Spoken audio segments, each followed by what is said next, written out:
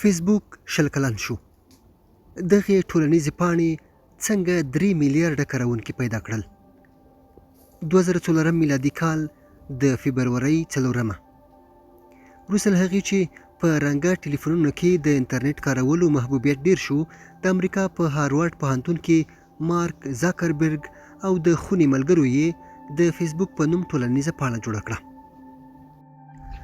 د فیسبوک نوم د تعلیمي کال په پیل کې بچې په هاروارډ پوهنتون کې د حضوري زده کوونکو لپاره کومې لارښوونې ویشل کېدې فیسبوک باندې مشهورې وي. زاکربرګ هم د خپلې ټولنیزې پاڼې لپاره د فیسبوک نوم غوره کړ.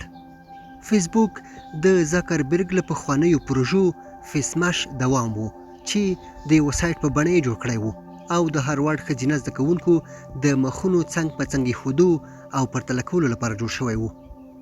زاکربرګ په همدې بهیر کې د هاروارډ پوهنتون امنیتي سیستم حق کړ او له اجازې پرته به یې د نجونو عکسونه کاپي کول چې وروسته یې پوهنتون پر وړاندې اقدام وکړ، سایټ یې ور وتاړه او زاکربرګ یې د څار برخې ته معرفي کړ. په لومړیو کې فیسبوک یوازې د پوهنتون د زده کړیالانو ترمنځ د همغږۍ لپاره کارول کېده، خو له هاروارډ پوهنتون بهر نورو ځایونو کې د کارونکو تر پیدا کولو وروسته زاکربرګ ته د دې ټولنیزې پاڼې د پراختیا فکر ورکړ. خو د څو کلونو په تیریدو فیسبوک د نړۍ په تر ټولو ډیره کارودونکې شبکې بدله شوه او دا مهال 3 میلیارډه فعال کارونکي لري. ښایي ستاسو لپاره به په زړه پورې وي چې په فیسبوک ټولنیزه پاڼه کې تر 10 میلیونه زیات پروفایلونه د هغو کسانو دي چې اوس په دې نړۍ کې نشته او مړه شوي دي. د فیسبوک لپاره ولې آسماني شین یا آبي رنګ غوره شو؟ ویل کېږي دا چې د دې ټولنیزې شبکې مشر مارک زاکربرګ سور او شنه رنګونه سم نشي لیدلی، نو آبي رنګ چې دی یې ښه لیدلی شي غوره کړ.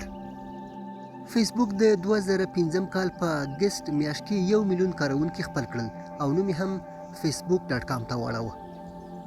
په 2010 میلادي کال کې کارونکي 1 میلیارډ ته ورسېدل.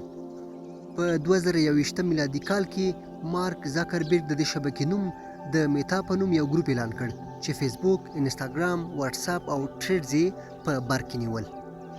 فیسبوک اوس مهال د نړۍ له 3 برخو یو برخه وګړي او د انټرنیټ نیمه برخه کاروونکي یې کاروي او د نړۍ تر ټولو د خوښې ټولنیزه پاڼه ګڼل کیږي. په 2023 میلادي کال کې هغه هیوادونه چې فیسبوک ډیر پکې کارول کیږي. په هند کې 315.8 میلیونه خلک کاروي، ورپسې امریکا ده چې 188.8 میلیونه خلک یې کاروي، اندونیزیا کې 116.3 میلیونه خلک کاروي، برازیل کې 111.1 میلیونه خلک کاروي او په مکسیکو کې بیا 94.8 میلیونه کارونکي لري.